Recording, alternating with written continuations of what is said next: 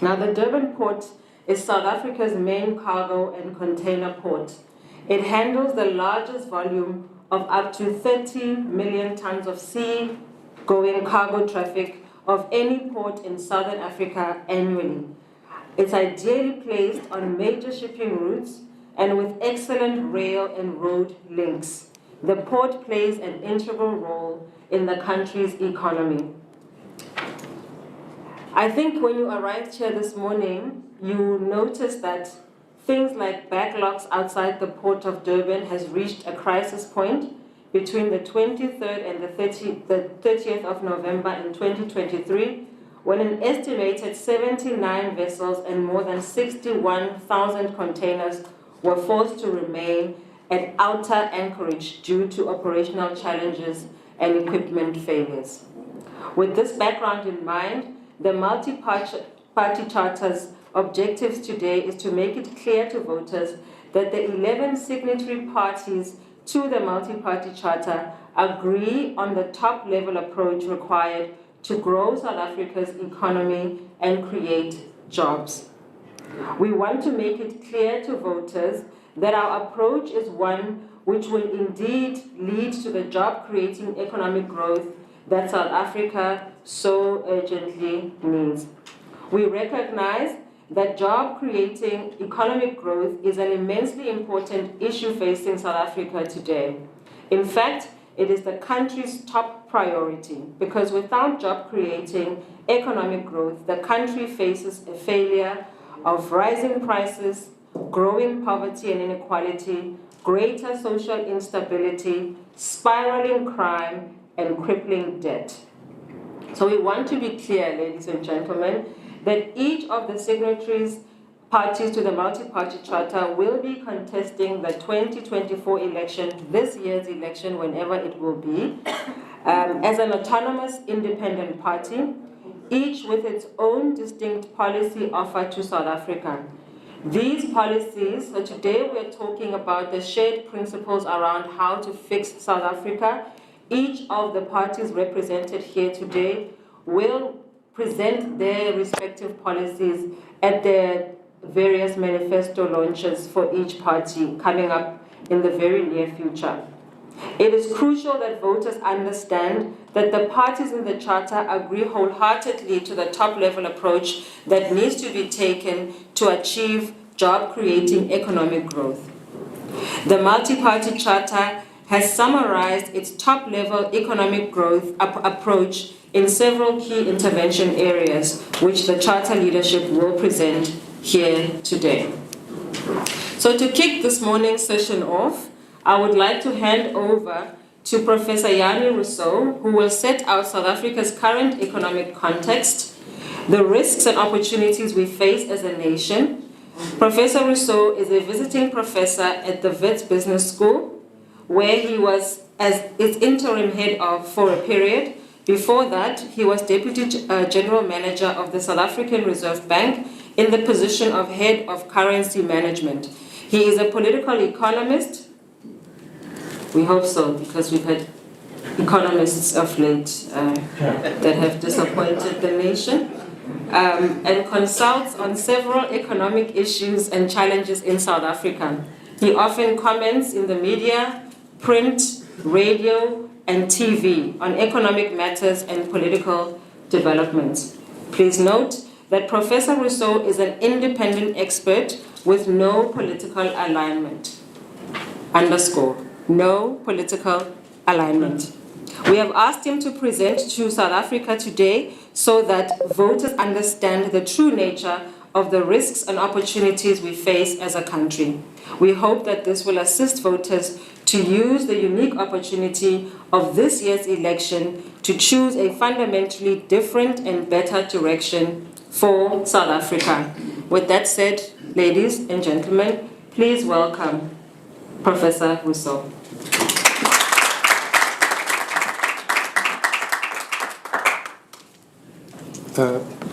Madam Chair, thank you very much for the very kind introduction, which I really appreciate.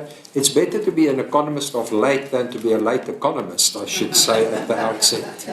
And to all the leaders, I'm very sorry that I'm standing with my back to you, but thank you very much for the trust put in me and for the invitation. I have many people to thank who made it possible, but I particularly want to thank Sandy and you now, who's been very patient to get me here. Thank you very much.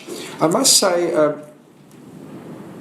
I really gave it some thought this morning before I put on my bow tie what color I should wear, because we have all the colors of the rainbow. So I decided to wear a black bow tie, not because I'm supporting anybody, but because I'm in mourning about the passing of the South African economy.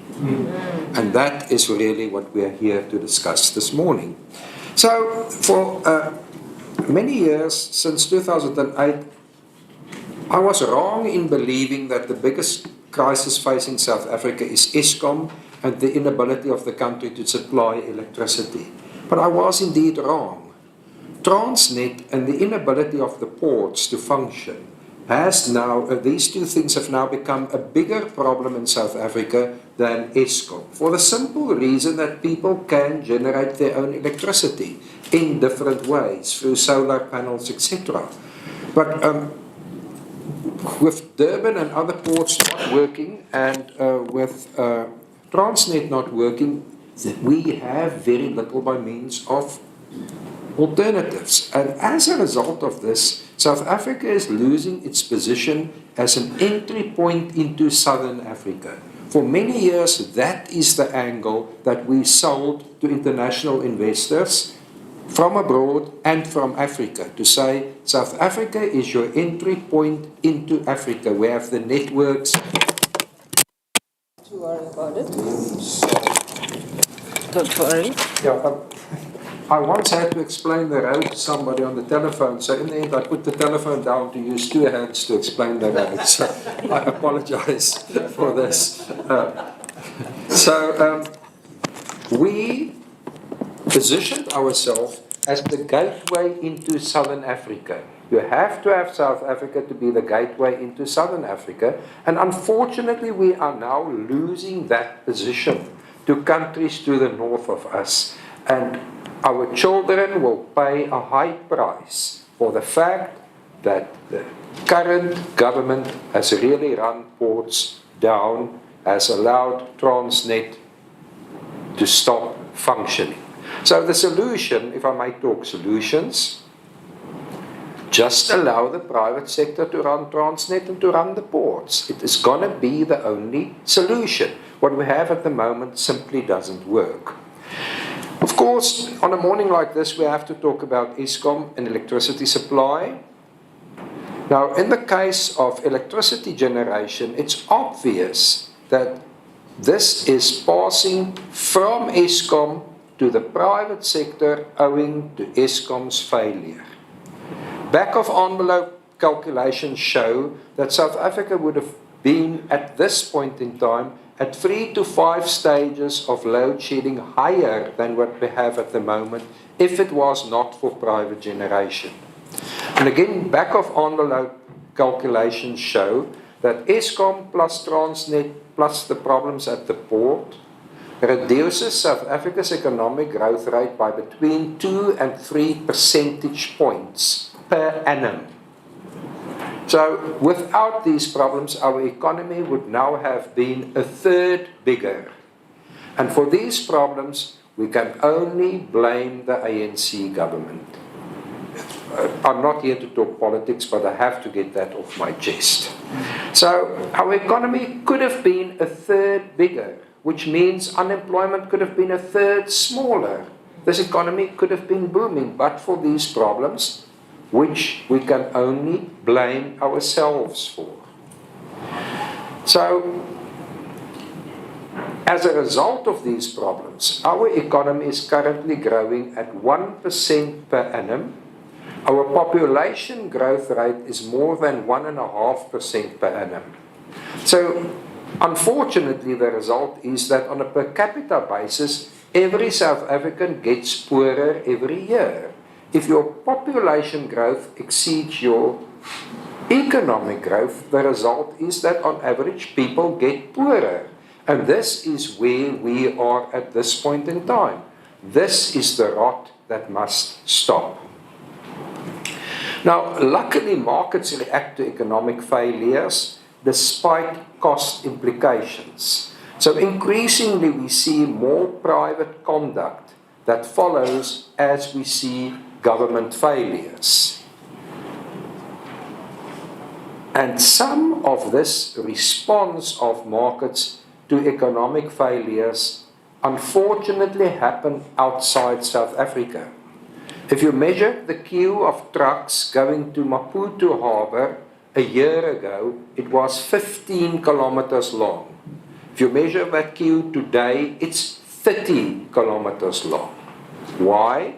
Maputo Harbour works. South African harbours do not work, and markets respond to such incentives. And this is unfortunately what we see at the moment in South Africa. The country will increasingly be ignored, which will be detrimental to our economy. So we have to allow businesses to operate by lifting the regulatory burden. Businesses buckle under the regulatory burden. And with this regulatory burden and the government increasing the regulatory burden all the time, the ability of the administration to deliver remains under pressure and is collapsing.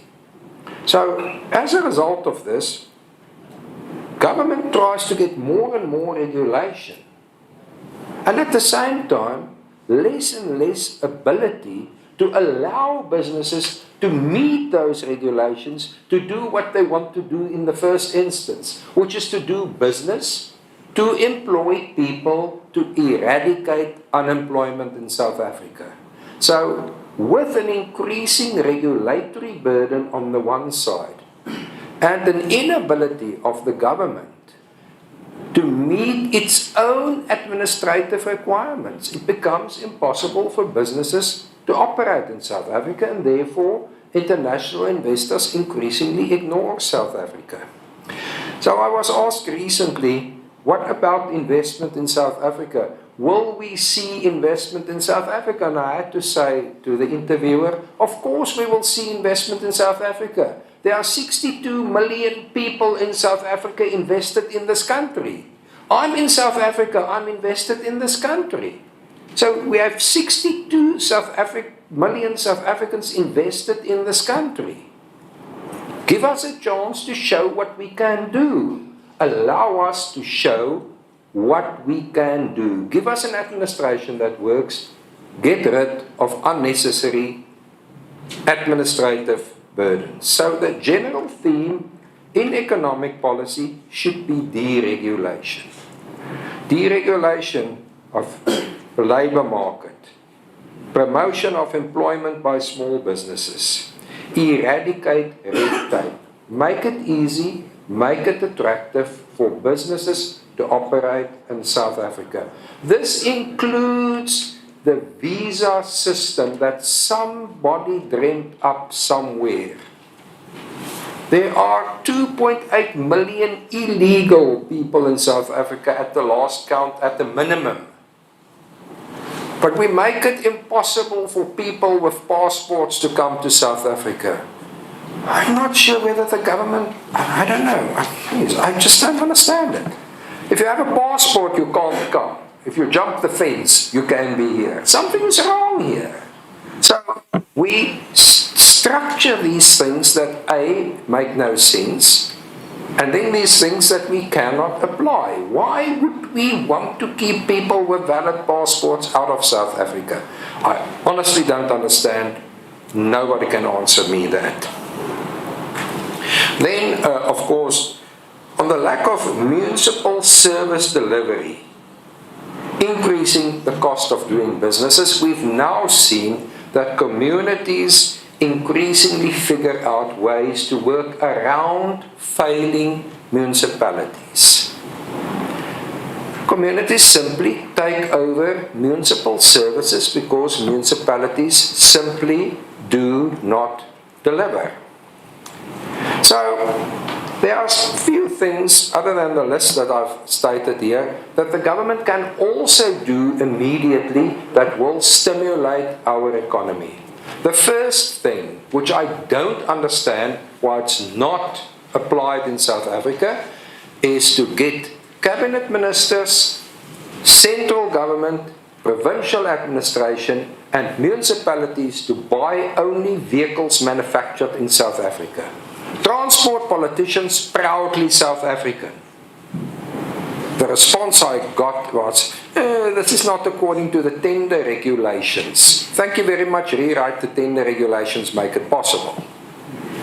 Start at home, see what can be done to stimulate those businesses, manufacturing capacity, etc., that we still have left. Without going into detail on that point, of course, we have 11 political leaders here that will set that out for us. I want to say in conclusion, South Africa should stop committing economic suicide. Under our current government, under the ANC, this country is committing economic suicide. Our children will blame us for having allowed this to happen. Our children expect more and better from us. We cannot waste their futures for our inactivity, our inability. South Africa must stop committing economic suicide. Thank you very much. Thank you very much. Thank you so much, Professor. Your insights are quite valuable. As you were speaking, I started thinking about the fact that actually what you're saying is that we've been faking it till we make it. I think the events of the last couple of weeks, and you know which event I'm talking about, that faking it till you make it does not work. You are going to be caught out and you are going to fall. And so committing unprovoked suicide is not the way for us to go. And so if you've been living under a rock, you will not know what I am referring to. But if you have not, then you know exactly what I am referring to when I speak about faking it till you make it. This leads me to saying this to South Africa. I'm sorry, I'm going to make this a going joke throughout the speech, throughout the morning, is that I think all the people in South Africa, most of them, who are in the public domain, I'm looking at one here at our table, who has a DR in front of their names. We must review. Doctor. We must review these doctorates because people are having doctorates that we really can't explain. So I'm so sorry, bro. But this is real. We need real leaders and real doctorates. That asked me to make an operation. So here's how this is going to work, colleagues. This segment now is going to have each of the leaders make their remarks around the principles. They're going to make those remarks seated where they are. In the next segment, they will make different remarks that are much more based on their own political parties, and they will do it standing here. Now, I took it for granted that you saw the bathrooms and the ablution blocks as you were coming in, but they are right behind us to your left. So both male and female are at the back. So with that said, let me ask the first speaker what they'll do. They all have the document in front of them. They all know the order in which they will go. I will not come back up until they are done. Do not be afraid. We are going to have a Q&A session at the end of each at the end of all of the speakers having spoken. Because if we have speakers, speaking and then asking the questions, it'll interrupt the flow. So I hope you're good with that. Make sure that you write down your questions and for whom you're asking the question, so that at the end, when we come to the Q&A, we are able to conduct that session quite swiftly. Without much further ado, let me ask the first speaker, Mr. Herman Mashaba, who is the leader and the president of Action SA, to make the opening remarks. Thank you very much. Sorry, to the technocrats, do I need to switch it off?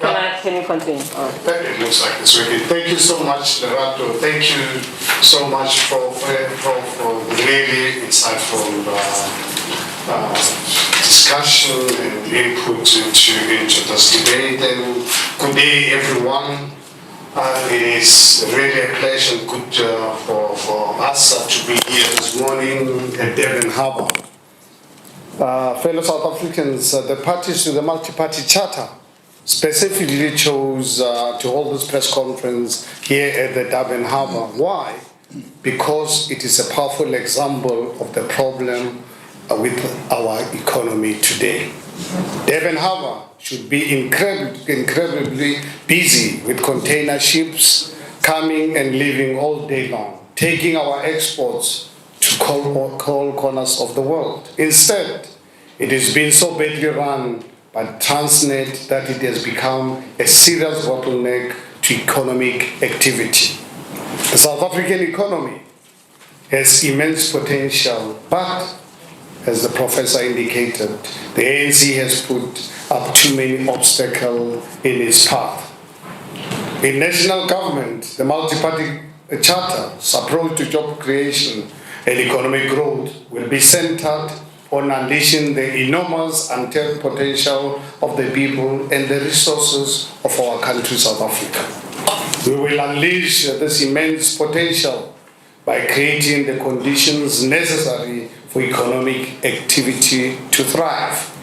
For economic activity to thrive, we will take meaningful steps to open the economy, increase global competitiveness, create a stable macroeconomic environment, grow South Africa's skills base, and fix the education system. Importantly, we will treat the private sector and investors as valued partners, recognizing that the only thing that can create sustainable jobs is private sector investment in productive enterprises, both big and small. Note that the Charter's approach is distinctly different. In fact, diametrically opposed to the approach being taken by the current government, which has led to disinvestment, poverty, unemployment, ideological belief in state control over the economy, the neglect of critical economic infrastructure, an education system that renders people unemployable, grand corruption that reduces the efficiency of public expenditure, and refusal to treat the private sector as a valued partner. The Charter's approach, which centers on opening the economy and being a friend rather than an enemy of business, represents a complete reset of the South African economy. I thank you.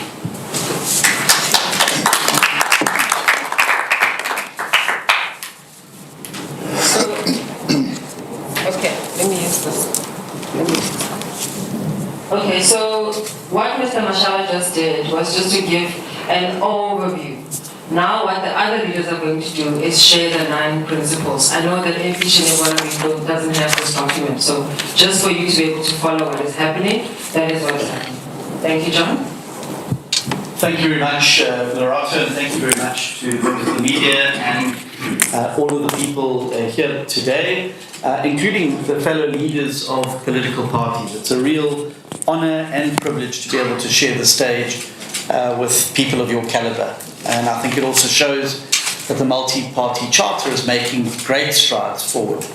The parties to the multi-party charter are in full agreement about the absolute necessity to attract more foreign but also domestic investment in South Africa. Investment in productive enterprises is the only way to create sustainable jobs. Government jobs are important, but they are paid for by taxes that are contributed by the private sector. We agree that the way to attract more investment is to remove the current barriers to investment. The multi-party charter would do this by, firstly, eliminating all overly prohibitive limitations on investment. Secondly, that by defending things like property rights and intellectual rights. And thirdly, by introducing further legislative measures to protect land, capital, and intellectual property rights. These measures, we fundamentally believe, will make it far more attractive to invest in South Africa because it will reduce the risks and massively increase the incentive and potential benefits of investing in South Africa. We cannot stress enough that without investment in productive enterprises, there will be no growth or job creation. The ANC has shown over the last 2 decades that the current model is not working. Without investment in productive enterprise, there will be no economic growth or job creation. Thank you.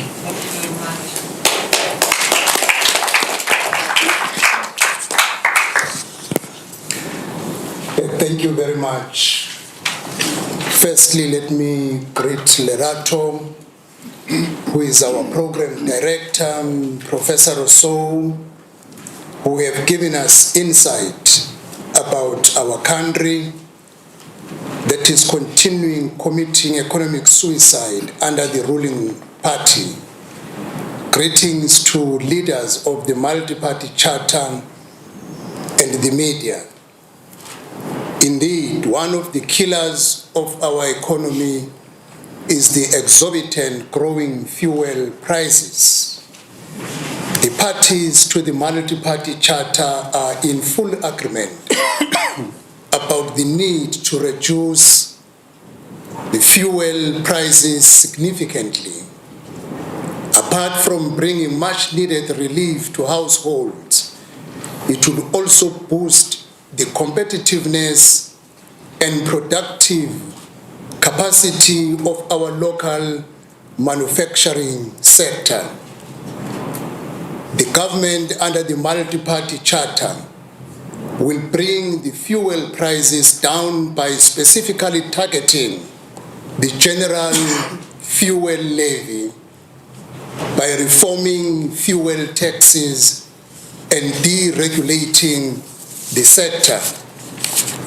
The fact is that South Africa's fuel taxes are currently much higher than those of our neighboring countries. These taxes are being used by the current government to fund their inefficiency and corruption. The effect of this is that unnecessarily high fuel prices are driving up the cost of producing and transporting goods, which is in turn is making South African business less globally competitive. If South Africa is to attract investment, the cost of doing business has to be kept as low as possible. And this requires a government that spends taxpayers' money honestly and efficiently, so that it does not need exorbitant taxes on fuel and other key economic inputs. Thank you.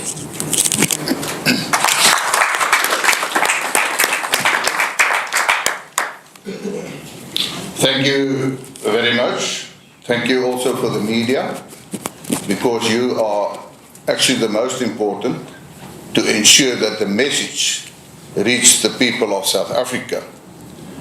And therefore I want to say the parties to the multi-charter are all in full agreement about the need to increase the efficiency and transparency of government fiscal management and ensure that government expenditure on economic infrastructure returns value for money. These measures are central to creating a stable macroeconomic environment. We believe that South Africans have a right to know how their tax money is being spent. Therefore, we will put forward and place measures to ensure maximum transparency. Likewise, government has a responsibility to spend tax money efficiently, ensuring that taxpayers get value for money when government builds railways, roads, bridges, harbours, and other infrastructure necessary to conduct economic activity. Therefore, building and maintenance contracts will be allocated based on the extent to which suppliers offer value for money for taxpayers, not based on political allegiance and connections as is currently the case. Thank you very much.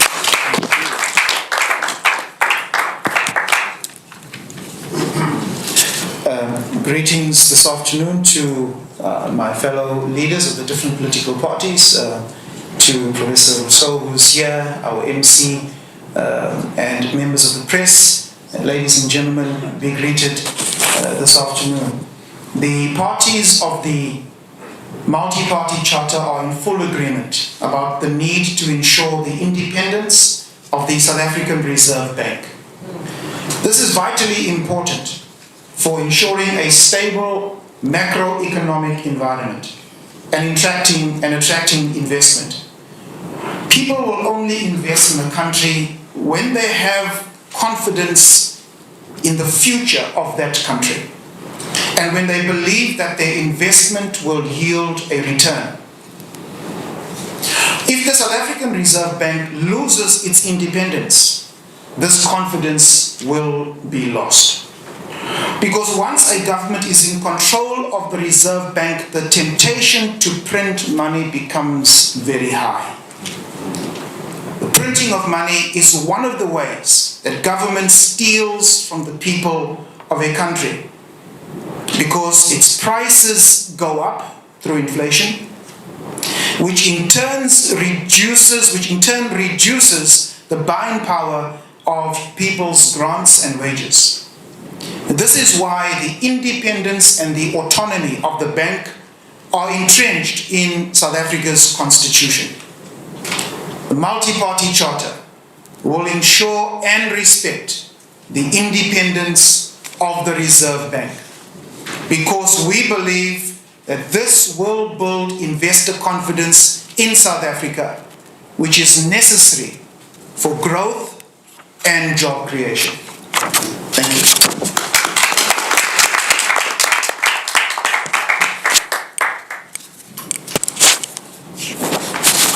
Good morning to everybody.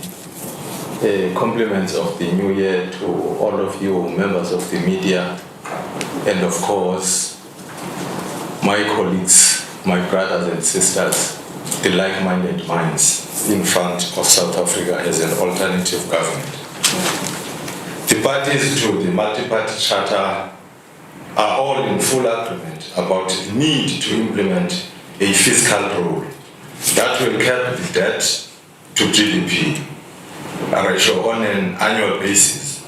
This is to ensure fiscal discipline on how much the government can borrow each year.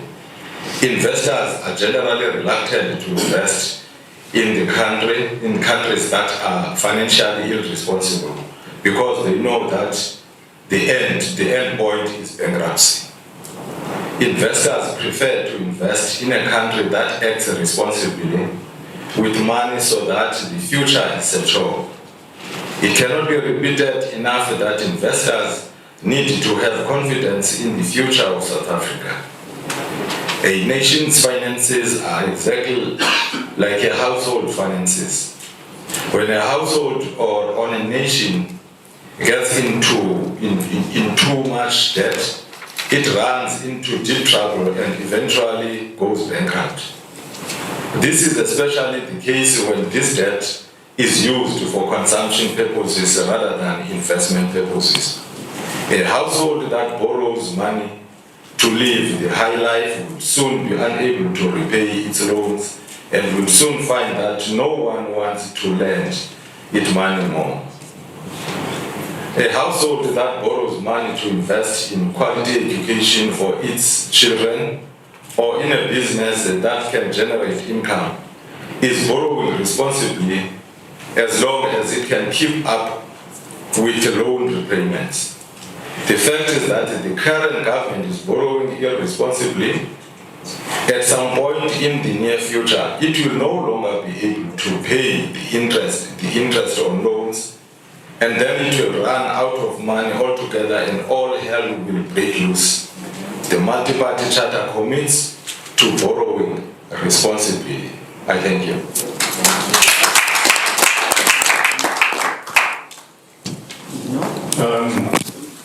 Good afternoon. Goeiemiddag, Molweni. Lerato is stunning as always. Thank you for leading us today. We are bowing to your supremacy. All these other leaders will do so. We touch on something which I am very passionate about. And that is not the big corporate that needs to make the entry, but the small and medium business, the entrepreneurs of our world. The parties to the multi-charter are in full agreement about the need to grow small, medium, and micro enterprise sector. The SMME sector has enormous potential to create jobs. The SMME sector can also play a vital role in growing the skills base of our workforce through on-the-job training, organic transfer of skills to the new entrants of this market. In South Africa, this potential is currently nowhere near what it can be realized, because our current government has placed too many obstacles on the path of small businesses. The multi-party charter will grow this SMME sector through various measures. These include unlocking the potential of the informal sector, which is a huge section of this country's economy. By taking measures to make it easier for those working in this sector to operate, including eliminating all regulations that are hostile towards informal traders and the shifting of regulatory focus to the protection of these consumers' rights. We are also committed to introducing a very broad range of regulatory exemptions for small and medium micro enterprises within their first 3 years of operation. That's when they need oxygen, not after the fact. This will greatly improve the SME survival rate and enabling them to create one thing that we need to focus on, and that is to create jobs. Isebenza nomhlanje. And that is what we all agree to. Thank you.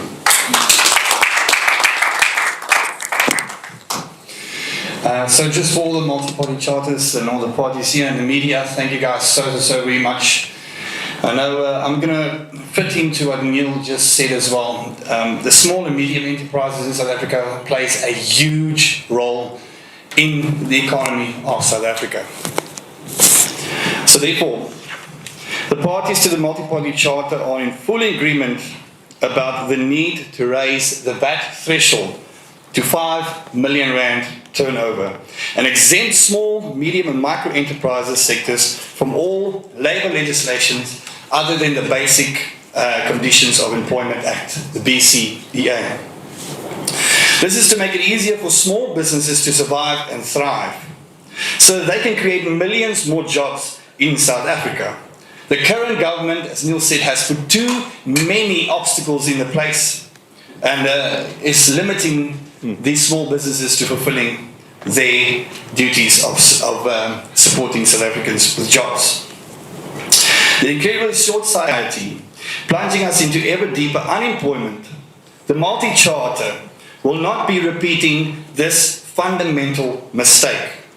Small business owners will know that the charter, they have a government that is willing them to succeed, willing them to create millions of jobs.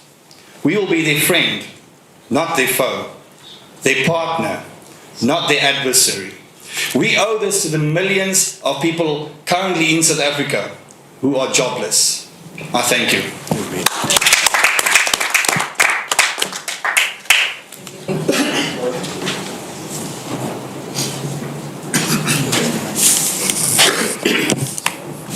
Herman? Oh, that one. Yeah, there.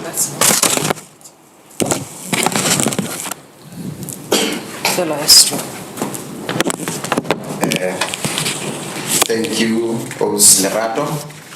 And before I dwell into the 8th principle, may I also take this opportunity to send my gratitude to Professor Rousseau, fellow members of the Charter, the technical team that is doing a wonderful job, members of the media present today.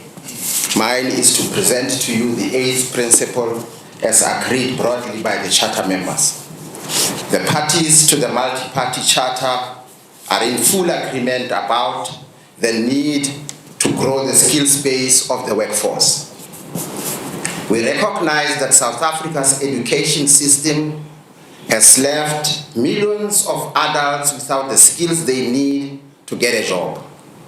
And it has also led to a skills shortage in many other sectors, which in turn acting as a brake on South Africa's economy.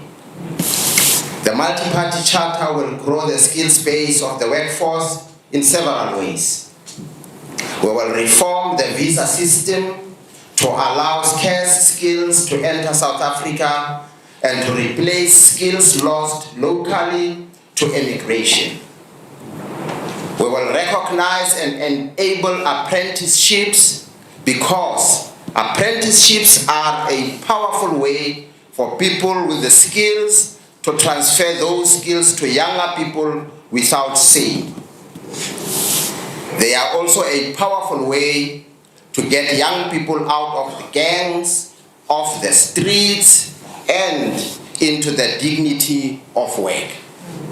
And we will reintroduce technical colleges and gazette trade test training that will be performed by the TVET sector. I thank you.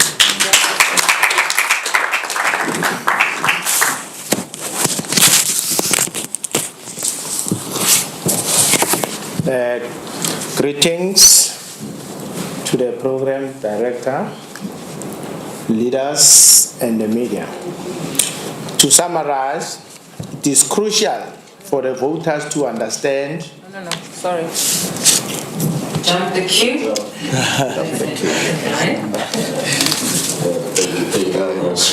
They're wasting your time.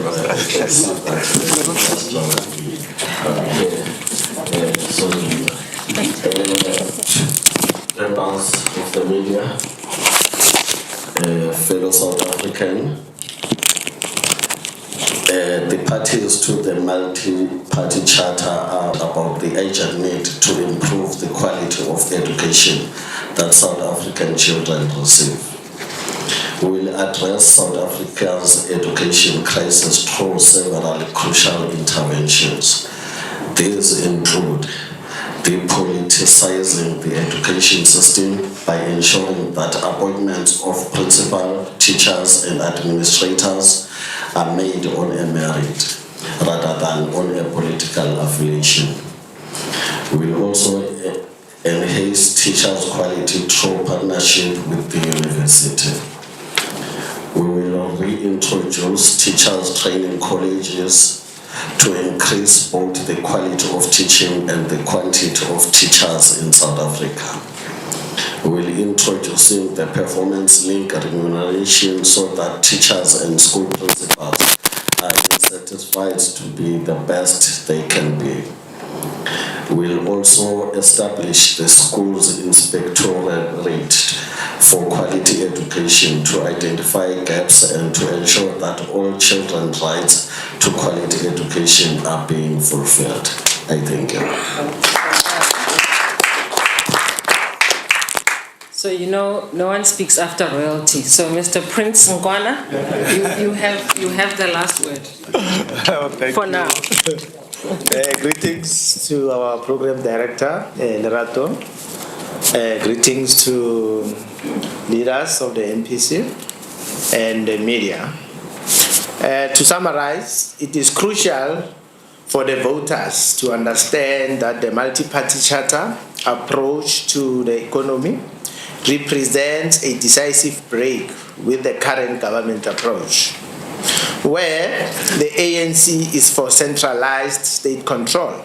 The multi-party charter believes that more economic decision-making power should be in the hands of the people of South Africa, where the ANC promotes a closed economy. Multi-party charter support an open economy, where the ANC is an enemy of those who invest and grow businesses in South Africa. Multi-party will be their friend, where the ANC make it hard for small and informal businesses to start and grow and create jobs. The multi-party charter will make it easy for them to do so. Lastly, where the ANC prioritizes the needs of ANC cadres, the multi-party charter will prioritize the rights of South African children to receive quality education. I thank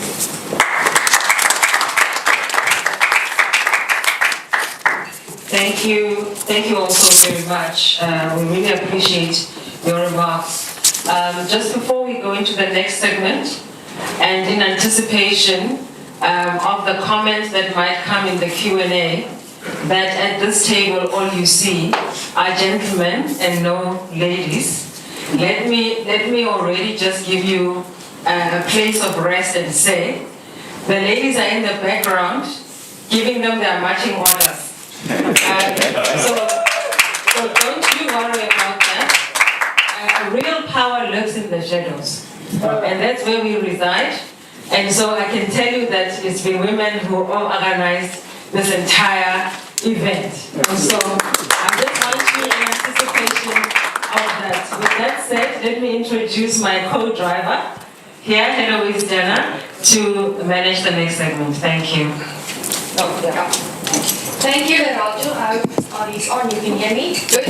It's saying in Afrikaans that explains exactly what Lerato said now, and it says, "Agter elke man staan daar 'n vrou." So thank you, Lerato, for that introduction, and thank you to the leaders of the different parties for setting out the 9 very important points to us. The parties within the Charter have established a broad consensus on the fundamental principles which need to characterize South Africa's approach to generating job-creating economic growth that will take millions of South Africans out of poverty and put them into the dignity of a job.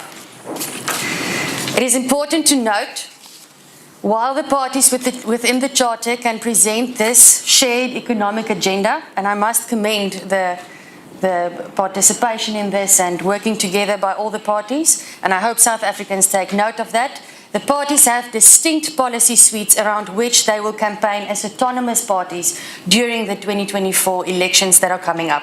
It must be emphasized that the parties within the Charter have distinct offers, and it is now up to voters to decide what the relative influence of each party would be in a coalition going forward after the provincial and national elections.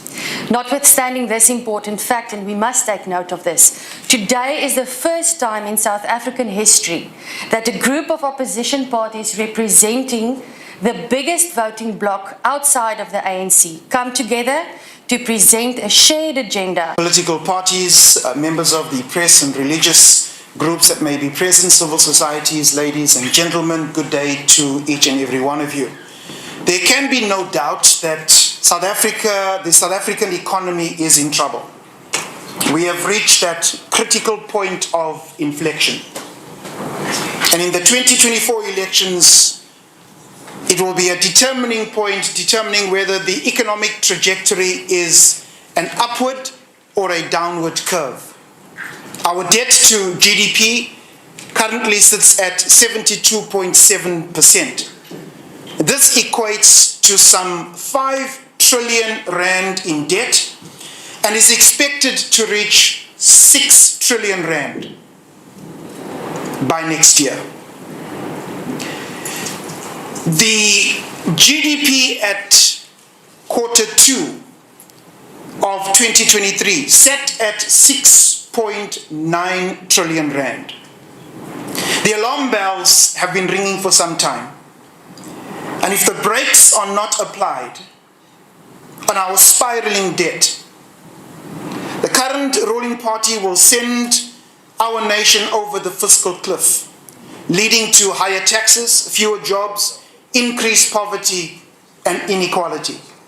The ACDP has consistently called for the protection of property rights within the existing constitutional provisions. Our economic policy, amongst others, calls for the reduction of red tape, creating pathways for our unskilled youth to enter the job market, removing policy uncertainty, and promoting the developing industries where we have a competitive advantage, such as tourism, mining, and others.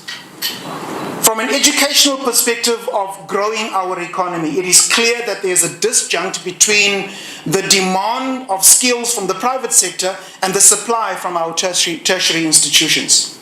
In this regard, the ACDP has called for tertiary institutions to increase the availability of interdisciplinary degrees to cover financial innovation, information systems and technology, big data analysis, and innovation technology. The African Christian Democratic Party supports the broad principles of the multi-party charter with the aim of growing our South African economy and creating much needed jobs in an environment where we have some of the highest unemployment rates and one of the highest Gini coefficients in the world. We call on South Africans to do likewise and to support these broad principles of the MPC and to register to vote in the next elections. I thank you.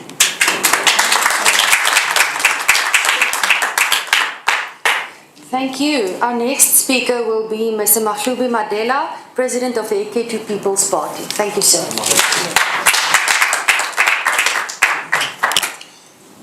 Thank you very much, Program Director, esteemed members of the media, fellow citizens. It is an immense honor to stand before you today as the President of AK2 People's Party as we gather under the banner of Multi-Party Charter South Africa.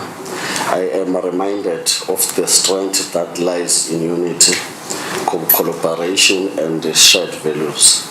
Our presence here signifies our commitment to the principles of democracy and cooperation. The Multi-Party Charter is a testament to the power of diverse voices coming together for the great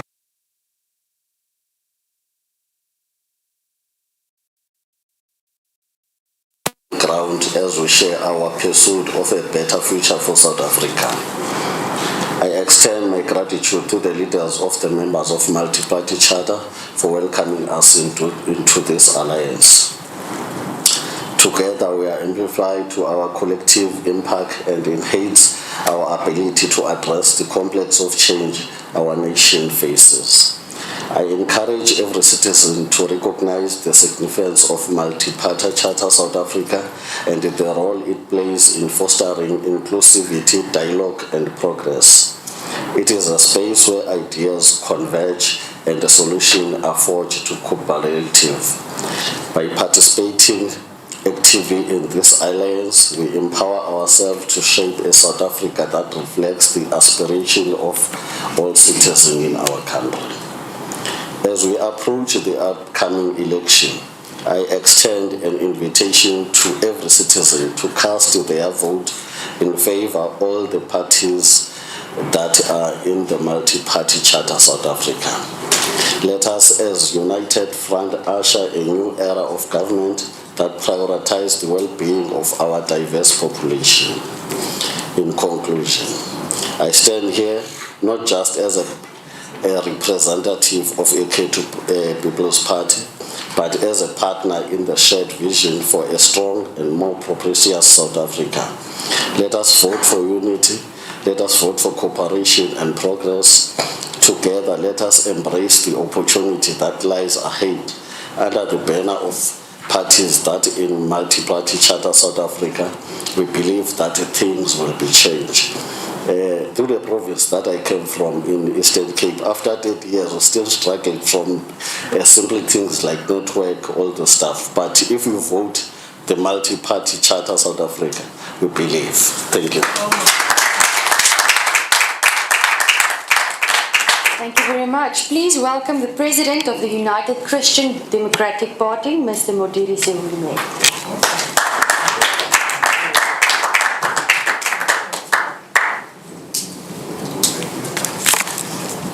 Thank you, Master of Ceremony. Once more, fellow members of the Multi-Party Charter. My message is very simple and brief.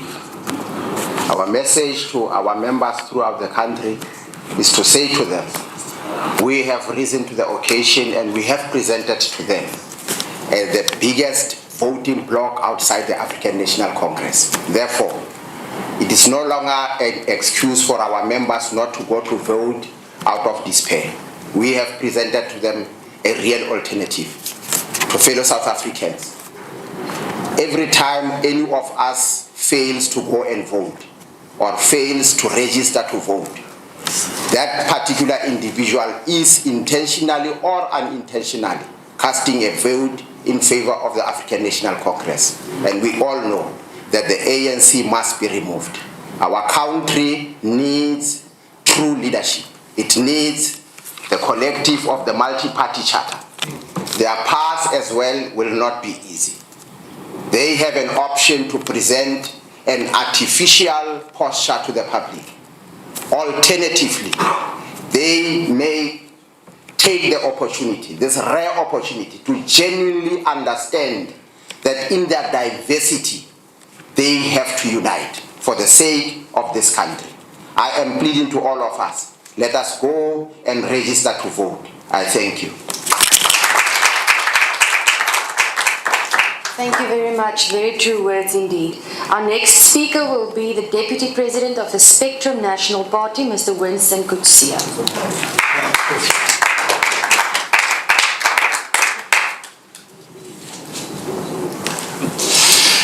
So just I want to say good morning and good afternoon to everyone. My name is Winston Kutsia. I'm the Deputy President, one of the Deputy Presidents for Spectrum National Party. So first of all, I want to say thank you to members of the media for being here today. I know taking your time and is very, very, very helpful towards what we are trying to do to have you guys here.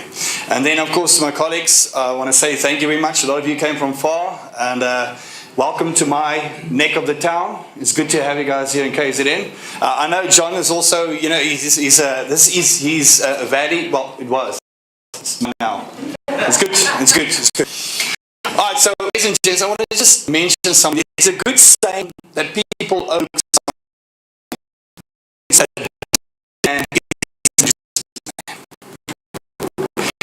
We are in an economic spiral. People are sitting jobs now. A normal person with a job won't actually go out and do it. Actually a lot of Africa. The job is hungry, desperate, will go and cry.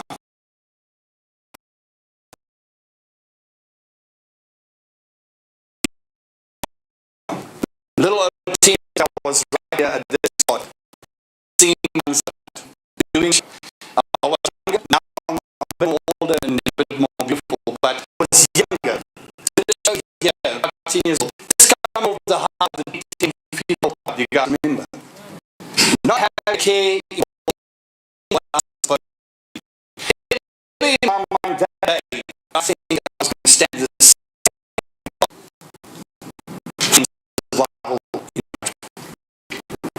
We are all busy fighting for survival in this country. Now, I want to say that from being there to where we are now, a 10-year gap, and that's how desperate we've gotten in this country. We, as a multi-party charter, are shown that we are here to come together as a unit. And we're asking South Africa as a unit, as you, the media, the people of South Africa, to gather together, register to vote. If we don't do this together, one, we're not going to make it. We need to form a unity, multi-party charter, members of the media, and of course South Africans, to go out and vote. Register and vote. if you want change. Thank you. Thank you. Our next speaker is Mr. Neil de Beer, the President of the United Independent Movement.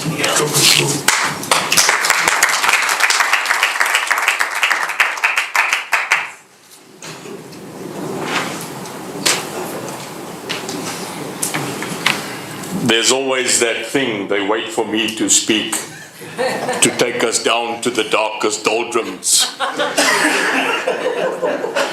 Don't fear, we are fine today. Honourable leaders, great leaders here today, members of the media, the vital voice of conscience, that's who you are. Thank you for being here. Our stunning top leadership today in the hands of Lerato. Does she not look absolutely stunning? Stunning. There's a rumor of a man that one day went to church every Friday afternoon, knelt in front of the God that he followed, and asked for 6 months every Friday that he please can win the lotto. The apparent story is 6 months later, while he knelt again and asked to win the lotto, a voice did come from above and tell him, no problem, meet me halfway, buy a ticket.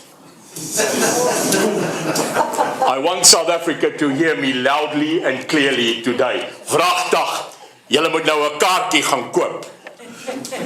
You need to go vote. Because without the vote, there is no lotto, there is no ticket. Nomhlanje, ufuna imali, udololo. That is a great word, dololo. You don't have to say it, it's like Afrikaans as jy die woord sê, moer, dis 'n lekker koffie. Moer, dit kom uit koffie. Dololo means nothing, aiko, pilile, ka. Dololo. This government has delivered dololo kaya, dololo mal. Dololo sebenza. Ayiko. I mean, you cannot get worse than ka. It's klar. Professor, thank you. You remind me today of a man that I absolutely look up to, Winston Churchill. And a bit of Churchill does not do us bad. Because he said, we will never, never, ever surrender. We are not at economic suicide. We are now currently moving to economic fight. They say if you kill a man, you're a murderer. If you kill 2, you're a multi-murderer. If you kill 100, you're a serial killer. If you kill 1 million, you're a conqueror. Where are we in this economic collapse? Dololo.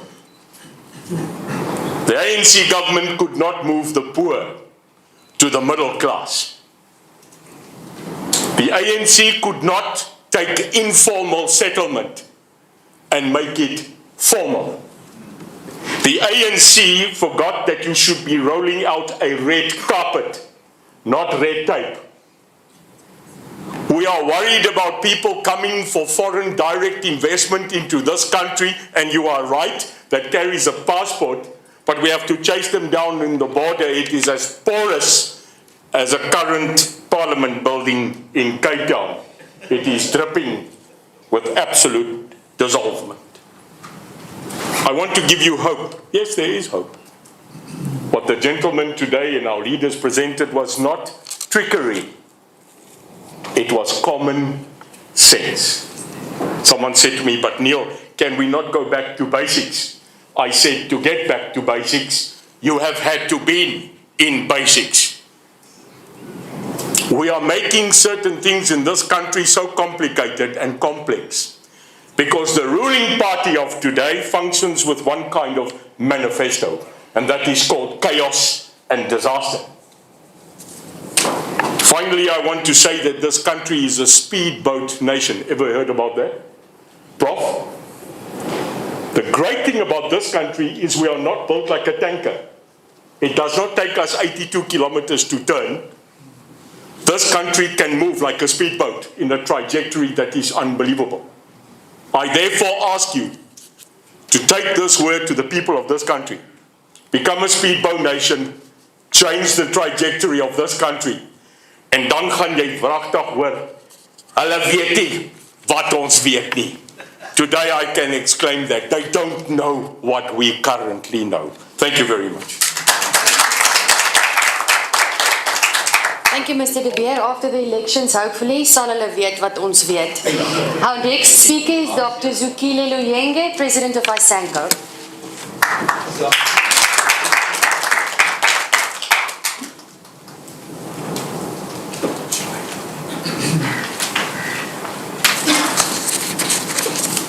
Program Director, the leaders of the multi-party charter, the organizers of this event, members of the media and all South Africans. In front of you is a representative of the Independent South African National Civic Organization with a plea and a clarion call for all South Africans to make sure that this is the last lap of the voter registration period on the 3rd and 4th of February 2024.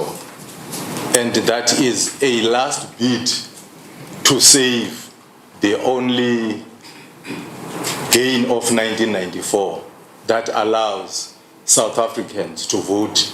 That is the only deliverable that we received in South Africa, that we can vote and vote out those who disturbed South Africans. Today, leadership, South Africa is leaderless. The collapse of the African National Congress has translated into the collapse of the Republic of South Africa today. There is no one that you can go to in order to report and seek an advice as to how best can we salvage South Africa. Now, the answer is the multi-party charter is in place, and there is a hope from all South Africans that these like-minded minds that have been put together by God are bringing something that is being sent by the same God. ISANCO is a civil society organization, a conglomerate from across the political spectrum under the banner of the UDF during the apartheid era. The victims of apartheid era are known today, and now the victims of the so-called democracy, which tend to be democracy under the ANC rule. The motion from welfarism to social development does not take place. South Africa is not a developed country, but it seeks to be a developed country, to be a developmental state. And one of the attributes of a developmental state is the ability of the communities to participate and benefit in their own development.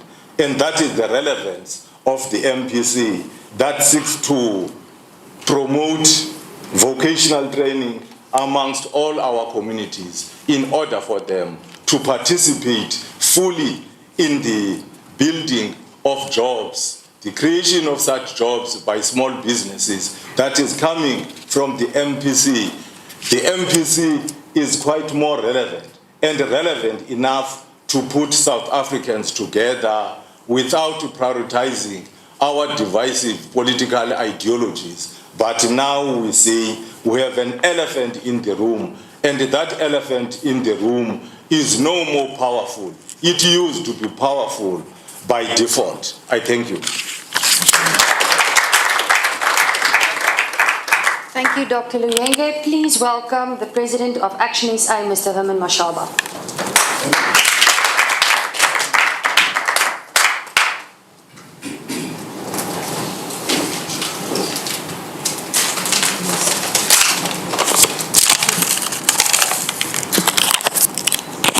Members of the media and my fellow South Africans, today I'm proud to stand alongside the leaders of 9 other political parties and to put aside our differences to show South Africans that we can work together on the solutions needed to be the greatest challenges we face as a country. I made the decision to leave the comfort of my successful business career that created thousands of jobs and countless jobs so that I could save my country, South Africa. I had given and had grown up tired of watching confused economic policies and government failure producing an economic crisis. And I was determined to enter politics and fix that abnormality. At the heart of my getting into politics was the need to see more people knowing the dignity of employment, more businesses growing, and more young people having a pathway after school. That is why precisely I took this particular pride that these 10 political parties are able to come together just in a few months and produce a clear economic direction that an ANC majority has been unable to produce in the last 20 years. Never before has our country seen this number of parties representing by far the biggest voting bloc outside the ANC in history, come together to provide an alternative. It is this common commitment to finding solutions to the greatest challenges facing our country that is the glue that holds us together. Ladies and gentlemen, in this upcoming election, South Africans will have to face a choice of 2 points or in parts. The one part is a continuation of the status quo and its tour guide led by the ANC. It brings more unemployment, poverty, inequality, and a rising cost of living that cannot be kept up with.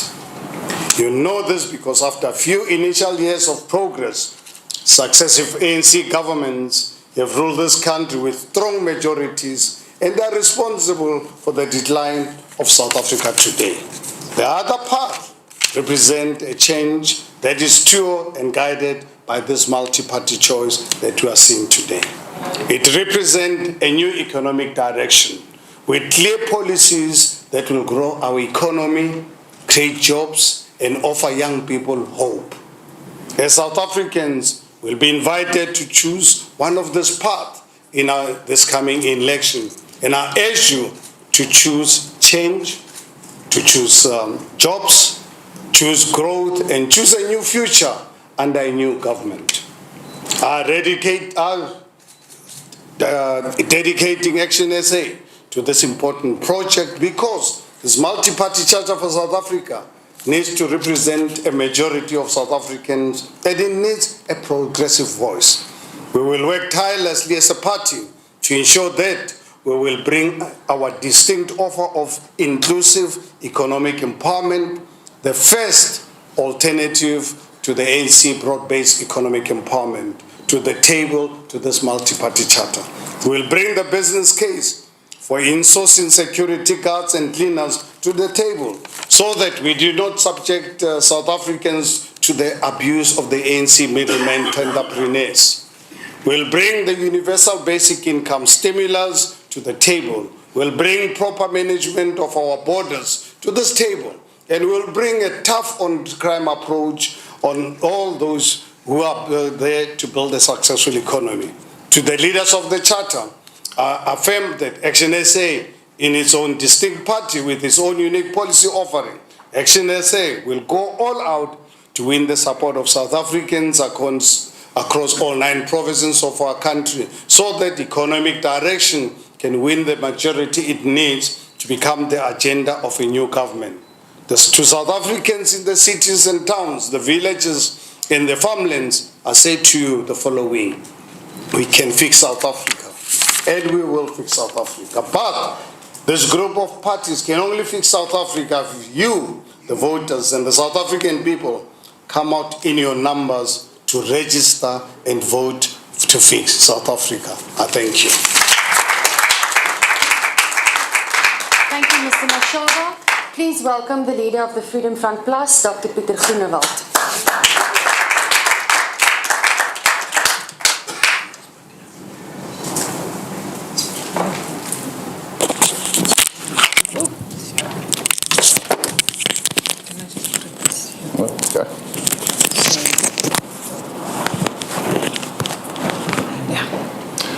Baie Baie dankie, Eloise. When we started the multi-party charter last year, I said that we must remember that we are all going through a learning curve. The electorate on the one side and the political leaders on the other side, because it's something new when it comes to South Africa and coalitions. Now, I think today is a good example of how successful coalitions can be in South Africa. We have experienced, and you have seen now, that the number one priority for the multi-party charter is to grow the economy, and by that ensuring that we create jobs for our people. That is our priority. But we also say that each and every political party has its own policies, it maintains its own independence to come forward with manifestos. And I think today is a good example what I can give to you, that for instance, where we talk about the economy, I specifically refer to fiscal management. Now, if you go and look into the manifesto of 2019 of the Freedom Front Plus, you will see that one of our proposals when it comes to fiscal management is a fiscal commission. A fiscal commission, an independent body that actually determines the VAT rate in South Africa. And for instance, if the government is overspending, then this commission will increase value-added tax. And what is the message? When the government manages its finances correctly in the interest of the electorate and the taxpayers, they will lower the VAT rate. And that will be actually a sort of a barometer for the people of South Africa to see how their finances are managed by the government. So we will bring that into the coalition if we can form a government after the election. And I hope that is a good example so that people can understand that when I say coalitions, a very strong feature of them, of any coalition, is that you get multiple parties, but they put forward their best ideas, and the focus is then on the ideas to see and build a better South Africa. Professor Rousseau referred to, and South Africa is committing an economic suicide. That is true. But who can change that? It's only the people of South Africa when it comes to the election this year. En ek wil dit duidelik stel. Suid-Afrika is besig met 'n ekonomiese selfmoord. Die kiesers van Suid-Afrika kan in hierdie verkiesing die besluit neem om te voorkom dat daar selfmoord gepleeg word. En daarom is dit belangrik dat die mense moet registreer en gaan stem. Dit is nie net politieke partye nie, dit is die kiesers van Suid-Afrika wat dit moet bepaal. But I am sure that we as political parties took hands. We now ask the people and the voters of South Africa, we also want to take your hands.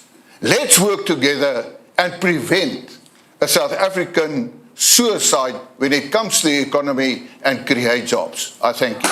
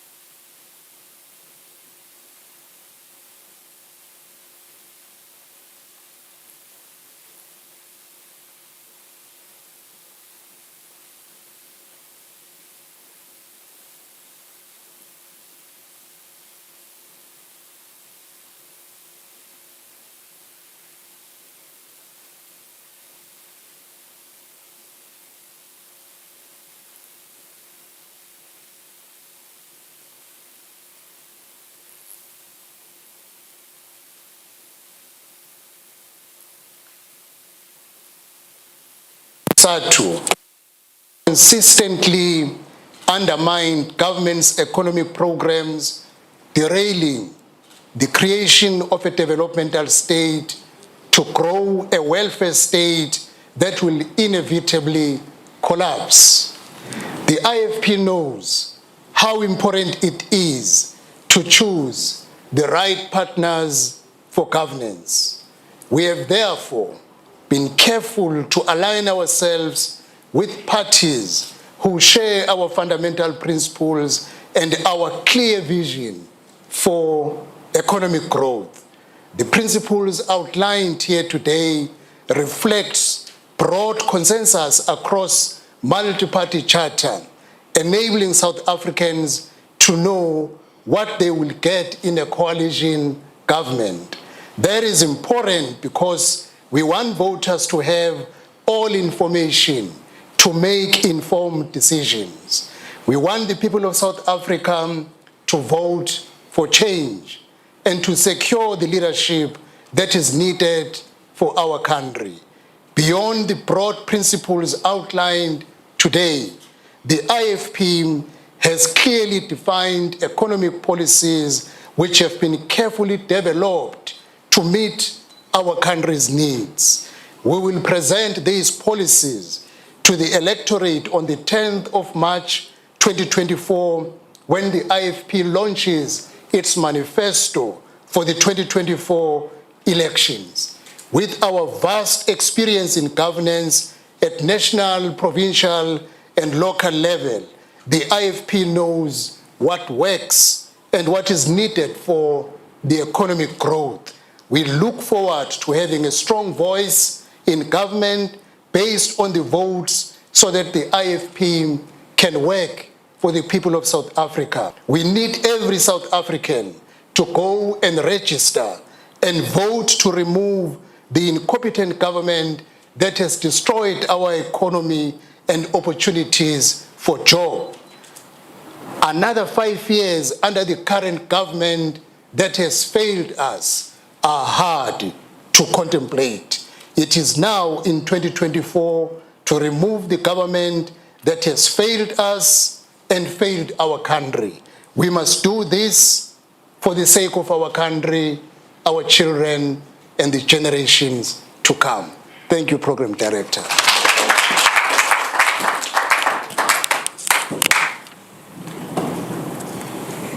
Thank you, Mr. Hlabisa. Our last speaker will be Mr. John Steenhuisen, the leader of the Democratic Alliance.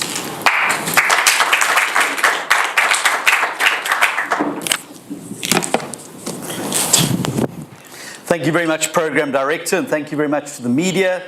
It's great to be here. 2024, the curtain is now up, and in 6 months' time, we have the potential to liberate our country from unemployment, to liberate our country from corruption, to liberate our people from hunger and suffering, and to liberate our government from politicians who do not care about the people but only care about themselves.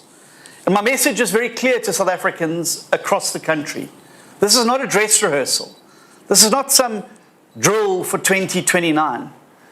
If we don't save South Africa in this next election, there'll be very little left over to save if 2029 ever rolls around in a democratic state.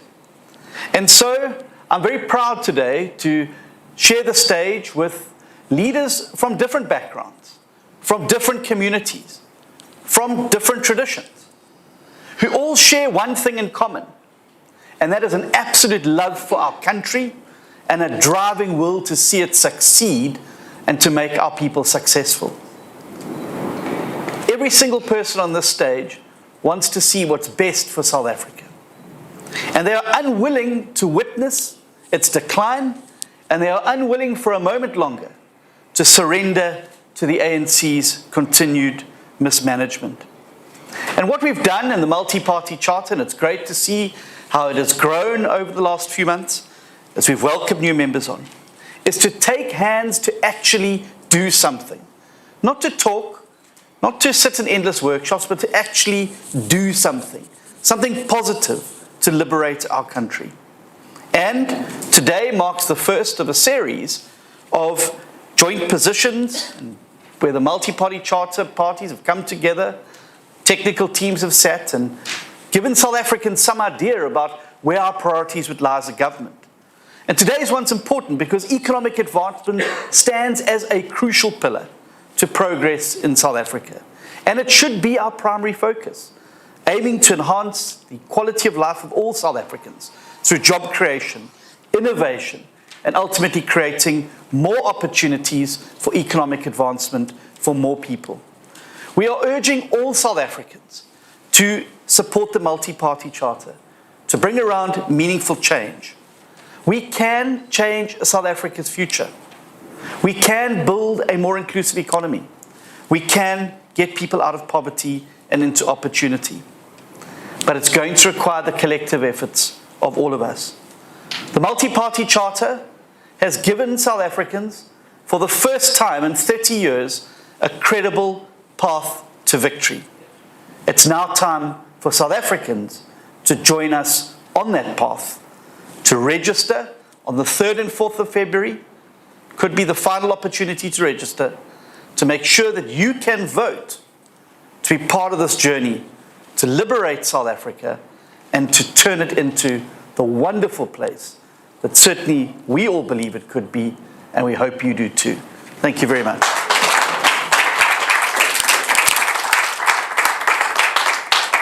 Thank you, Mr. Steenhuisen. Before I give an opportunity for questions from the media, I want to make this final plea. Once the election date is announced in the Government Gazette, the voters' roll will close, and there will be no more opportunity to register or to ensure that you are correctly registered. So please make use of the probably final registration weekend that will take place on the 3rd and 4th of February. All the voting stations in the country will be open. Please go and register, and please go and make sure that you are correctly registered, even if you did vote in the last election. It's very important to do so. I will open the floor now for questions from the media. I'll take about 3 or 4 questions, then we'll take answers and we'll do another round. And you are also welcome to ask questions to Professor Rousseau as well. Can I have hands? Show of hands. There's someone there in the back.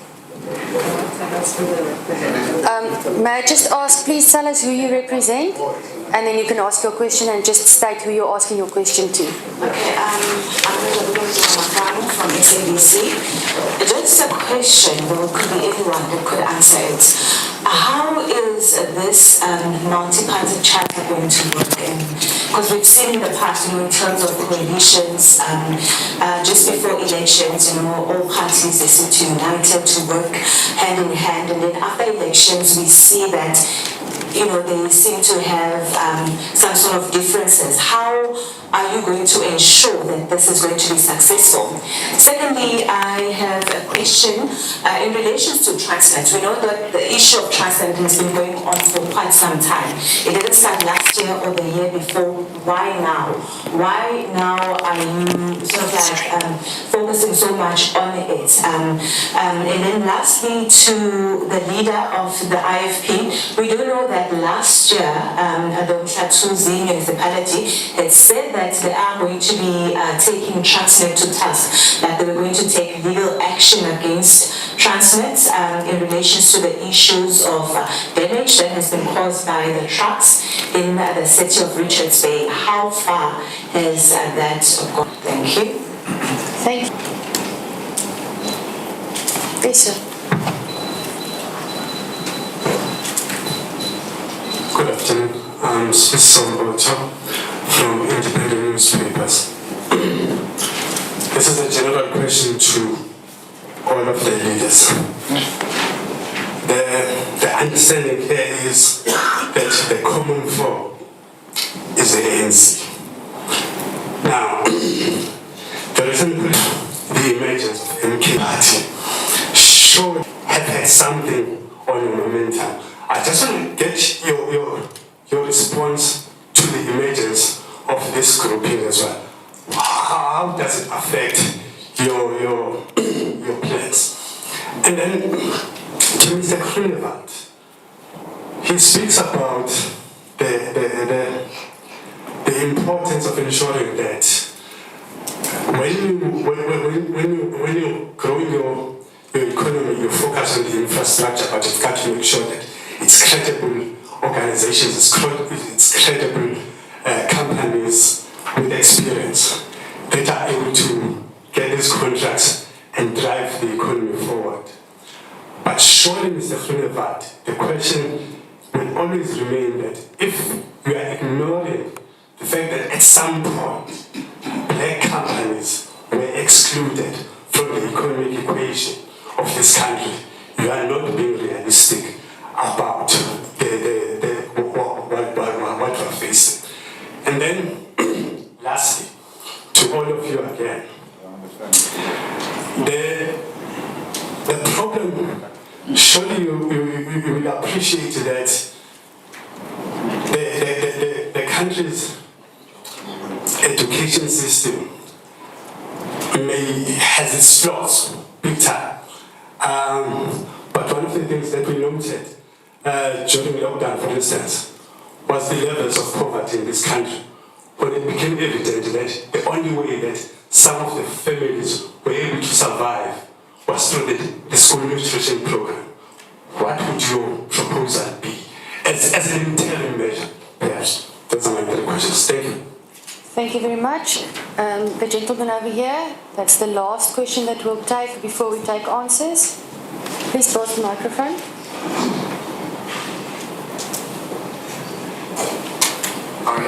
A short one for me. My name is Begeleman from the newspapers. I just want to ask, as a multi-party charter, what is your general view in relation to government procurement system and also tendering system? Thank you. Procurement and tendering. We'll start with the first question. I don't know who of the leaders would like to answer the first question. From SADC, Mr. Steenhuisen and then Mr. Mashaba. I think first the mic. Okay. Well, Yeah, I'm happy to address the question from the SABC regarding how we think the MPC will work. I think let's be honest with ourselves. This is the first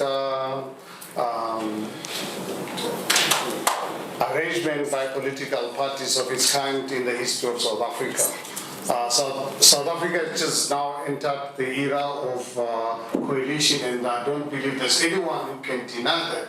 And I think what drove all of us to really be part to this multi-party is precisely the reason why we feel and felt why municipalities were failing. Municipalities are failing today, firstly, and importantly to really be aware of.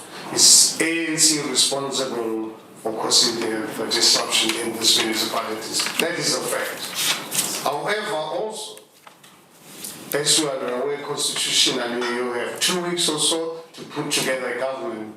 Now, for the first time in the history of our country, we are going into national elections where there's going to really be a multi-party government. And I think it is wise and commendable for all these 10 or 11 parties to get together beforehand where we can start looking at our principles and our core values so that come past the elections, we've already really dealt with the key issues of what we stand for. Because for us as Section SA, would not want to be anywhere, any political party that wants to discriminate South Africans on the basis of color. Would not want to be anywhere with any political party that believes that the unions are the ones to run our economy.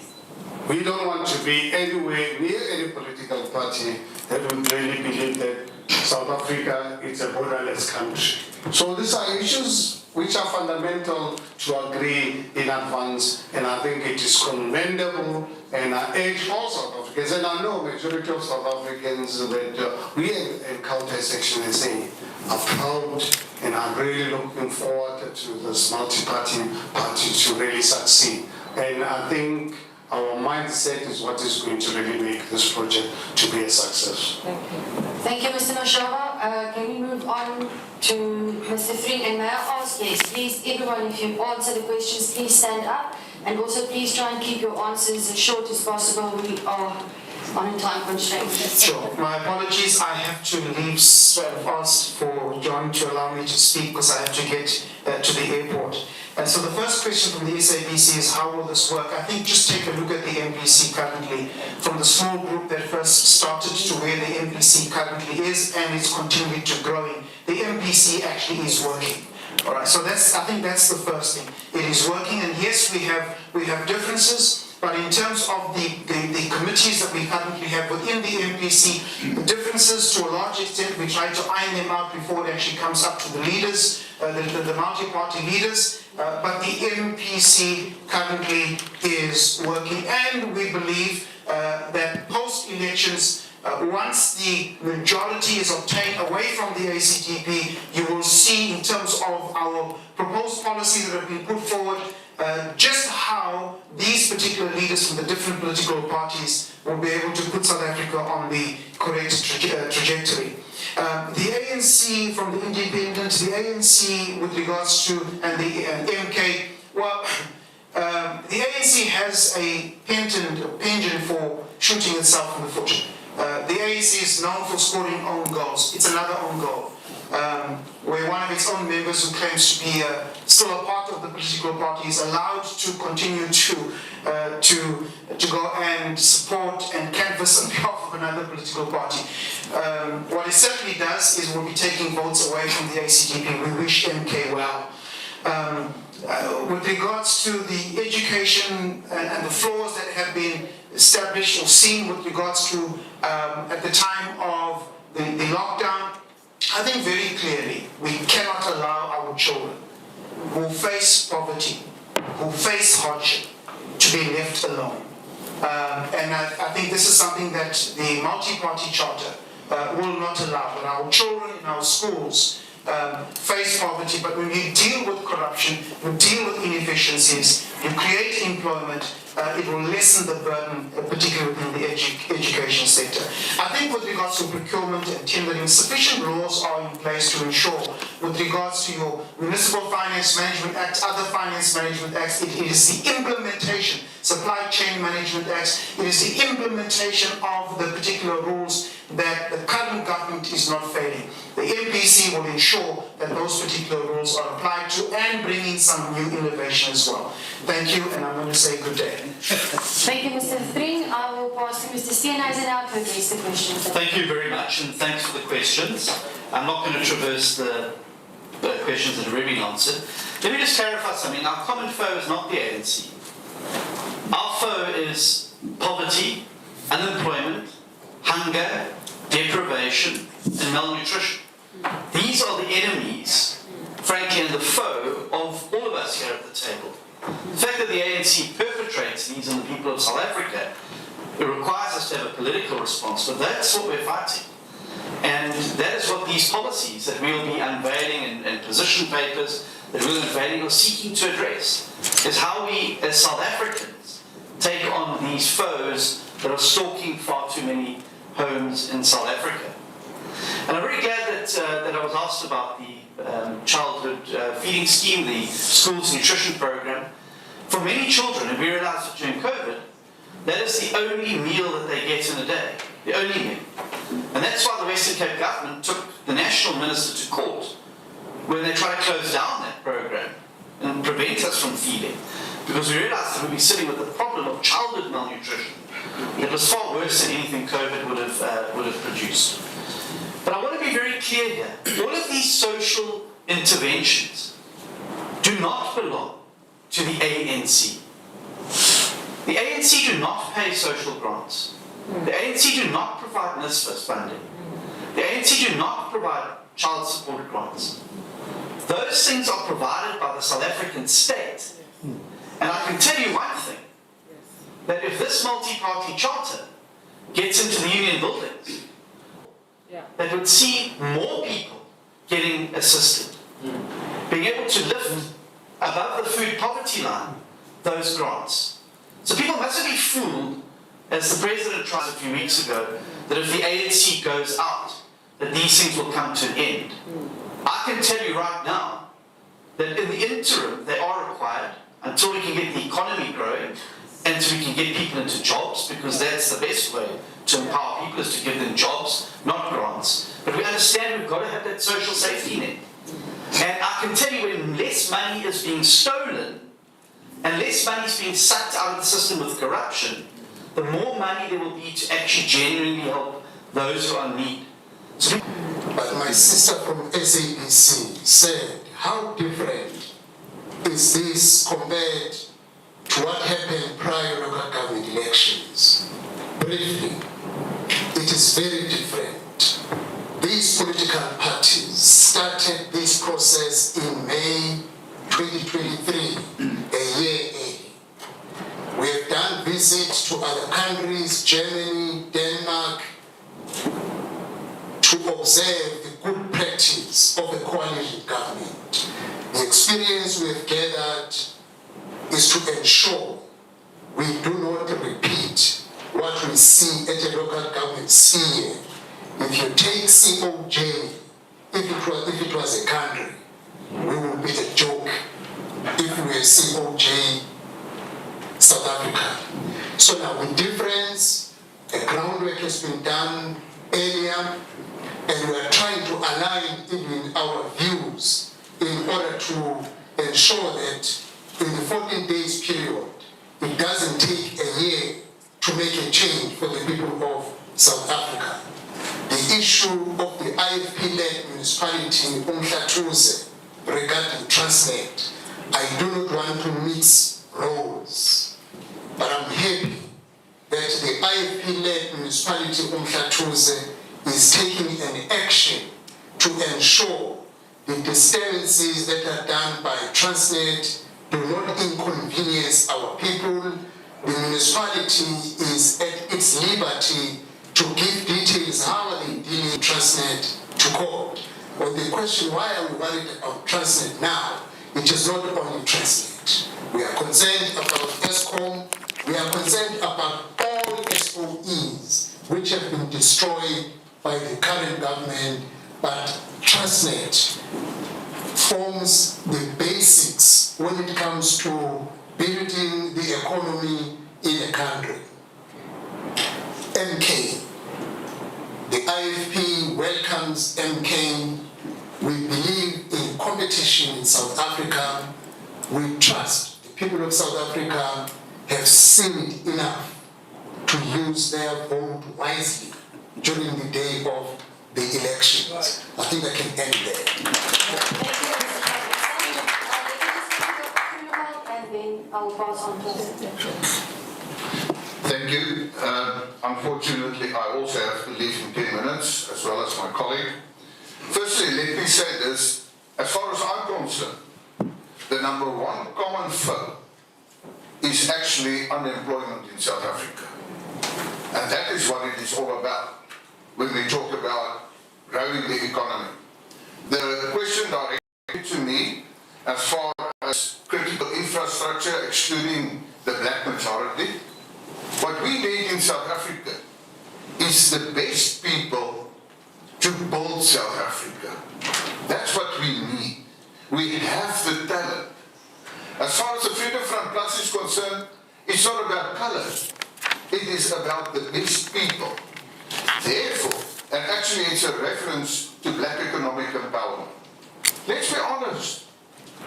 BEE in South Africa did not become black economic empowerment. It actually became nothing else than black elite enrichment. If you don't have the political connections, then you're excluded.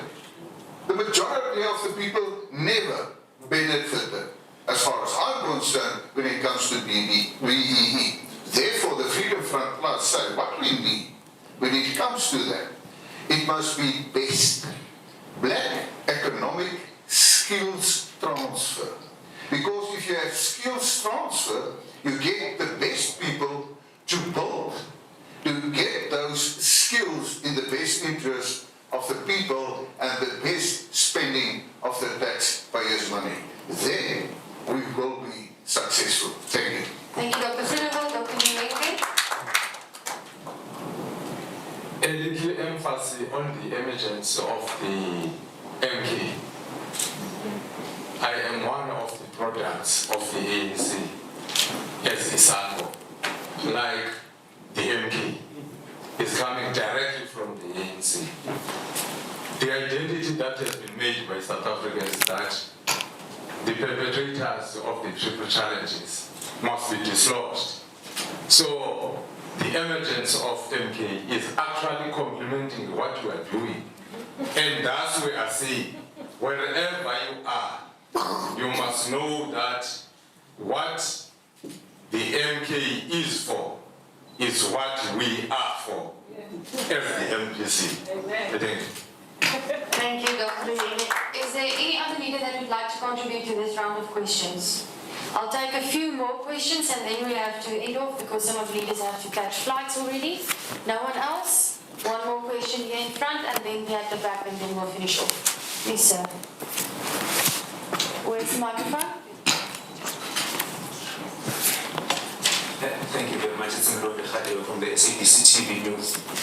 My question is the multi-party charter done enough to attract other parties? Because when we are looking at the parties that have registered in the IEC, there are more than 350. So if we're looking here, it's just 11. Are you guys done enough to attract those to come to the table so that you guys can be able to get what you want? And then the second question is, it goes to IFP and the Democratic Alliance. When you're looking at the municipalities or the province that the Democratic Alliance is leading, you also get the fact that there are no job opportunities in those parts. How is it possible for you to be able to create those jobs and to be able to grow the economy of the country? Thank you. Thank you. Next question in the back.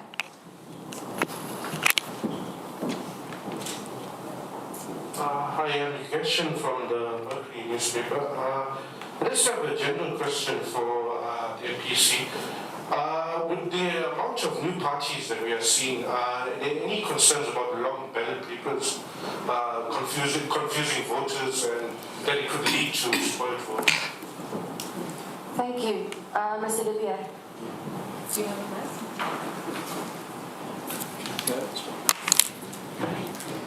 Yeah, I think it's a critical question that you're posing. Is the MPC doing enough? I think when we got onto the planes from wherever we came today, I always say to people when they ask, how do 11 leaders that are so unique and different get it right to get together in a room like today and speak with one voice? Yeah, that's a good question. There's an alternative that is being placed for the voters of this country to get out of where we are today by, I always say, if it quacks like a duck, walks like a duck, screams like a duck, it's a duck. And we are sitting as a multi-party charter in front of you. Probably, I think, John and Dr. Groenewald and Herman will say, they were the most unlikelihood sometimes that people said, you can do this, because of the history of South Africa. Yeah. That leaders in this country would like to hog it, they'd like to fight for power. Here's breaking news. We are together. We started last year this journey because everyone here has one common denominator. We love our country. We are patriots to South Africa. Today is another move to get you, the media, the people, to say, here we are. We are here, we have a voice, and we are very clear. So I think we are doing not as much as what we can for now, but the program is there to escalate and to get into the people's voice to say, this is who we are, and we want you to vote. And I think that is very important to us. Thank you, John. Yeah, thanks very much. Look, I mean, I think that quality is always better than quantity. And I think that if you look at the parties sitting here today, they share the same values and principles.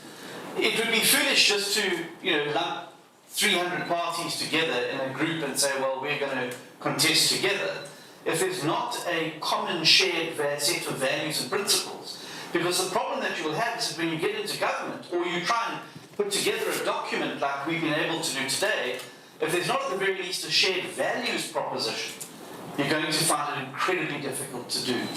So I'm very confident that the parties here that have joined the multi-party charter to date are people who share the same values and principles. We don't agree on everything. There are areas of difference, and we're all unique as political parties. But on core values and principles, we have found each other. And we would welcome parties that share those core values and principles to come and join us. Of course you want to be bigger, and you want to try and get as many as possible, but it cannot ever be done when you compromise your values and principles.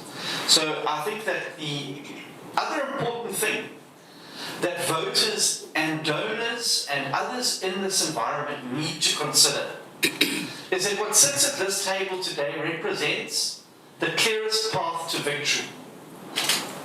You may like another party, that's not part of the multi-party charter, that's, a presentable leader, looks great on TV and a great manifesto, but those things aren't going to matter if that person doesn't have a path to victory. Because that will remain a nice-looking manifesto in a drawer till the next election. What you need to do is to look seriously at the parties that are in front of you today and say, these are the guys that are serious about getting into government. They are in with the chance of being able to do it. Last question was directed directly to Honourable Shabis, and from my side, I will say simply this. It is very difficult in a municipal environment to turn things around from an economic and jobs perspective when the macro environment is working against you as viciously as it is here in KwaZulu-Natal. From the ports that have been destroyed, to the agricultural policies of this province, to the corruption and maladministration in any contract that moves in this province, it is very difficult. And that's why it's much easier in a province like the Western Cape for municipalities to take job creation seriously, because they've got a provincial government that's working with them, not against them. And I really am excited about the prospects for this province, because I can tell you without a shadow of a doubt, I've got many, many bottles of Johnny Walker on the bets out there. This province is going to have a new government after May this year. It's going to have a new government. That new government is going to work with those municipalities to create jobs across the province. Thank you. Last, Labisa, and then the last contribution will be Mr. Mashaba. I won't repeat what my other colleagues have responded to, but I want to take two questions. Are voters not going to be confused by so many political parties? The answer is no. The people of South Africa are streetwise. They know which political party have destroyed our country. They won't give their vote there. And they know which political parties will save South Africa from destruction. Lastly, at a municipal level, the IFP is turning things around, but we can't create more job opportunities as much as we wish. But you will be my witnesses. When the IFP was in government in the province of KwaZulu-Natal, people could wake up to go and look for a job, and they would get a job. At that time, you could not have a graduate, a teacher, a doctor, a variety of graduates sitting at home unemployed during the time when the IFP was in government. And when we come into power, with the mandate for the people of KwaZulu-Natal in this province, you will see it. All unemployed graduates will not sit at home under the IFP-led government in this province and throughout the country. Thank you. Please come in so you can go. Thank you. My apology, ladies and gentlemen. It's election year, and you won't believe it. It's on time, and they're not going to wait for us. So please, my apology for leaving. Thank you.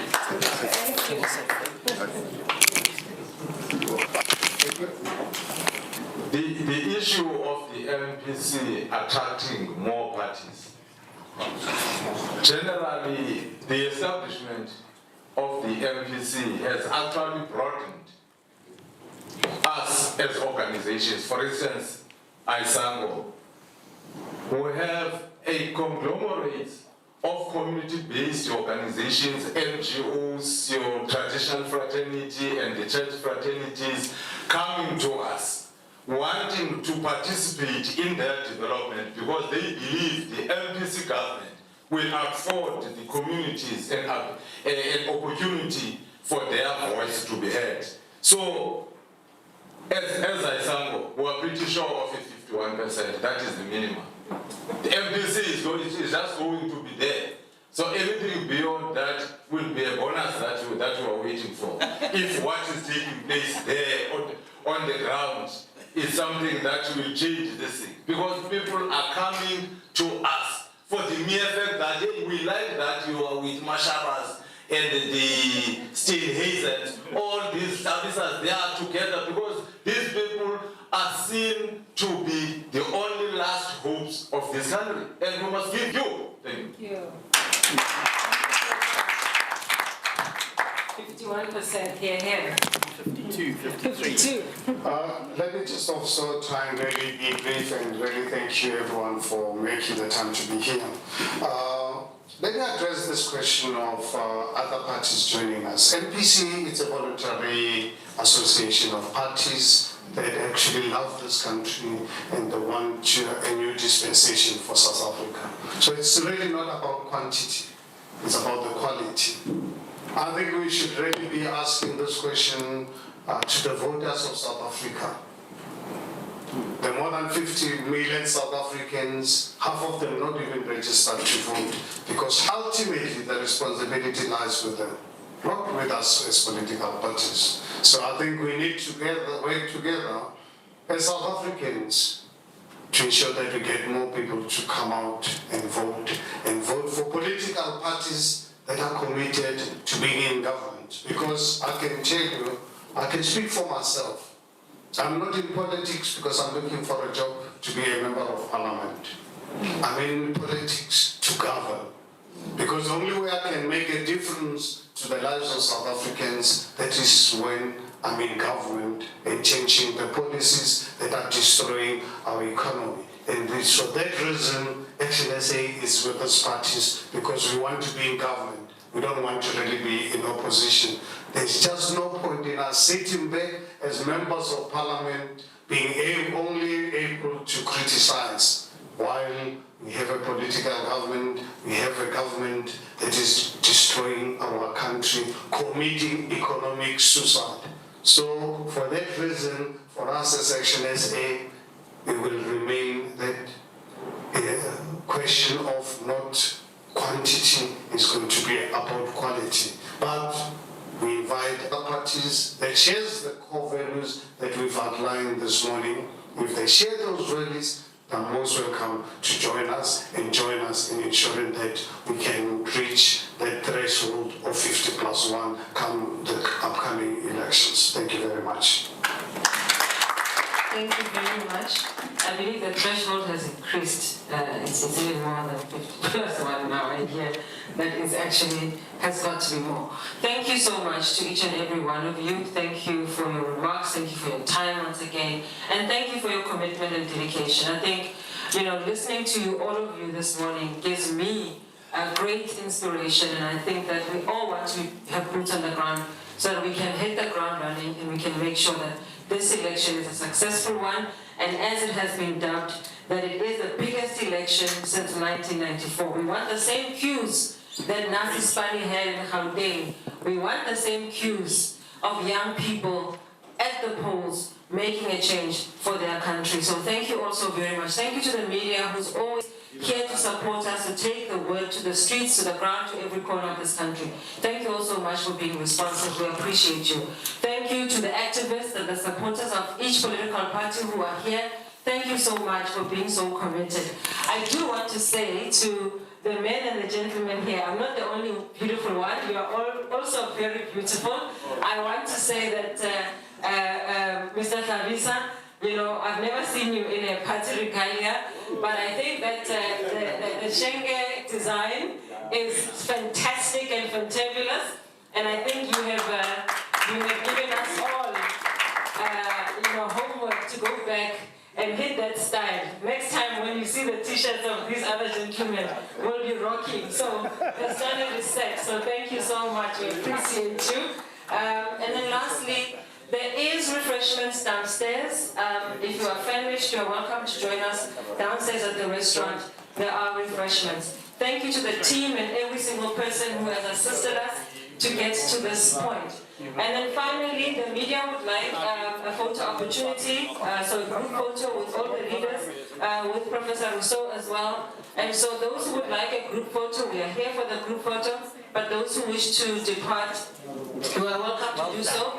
And I think all the leaders are also available for one-on-ones for those who wish to have one-on-ones with the leaders. Thank you all very much.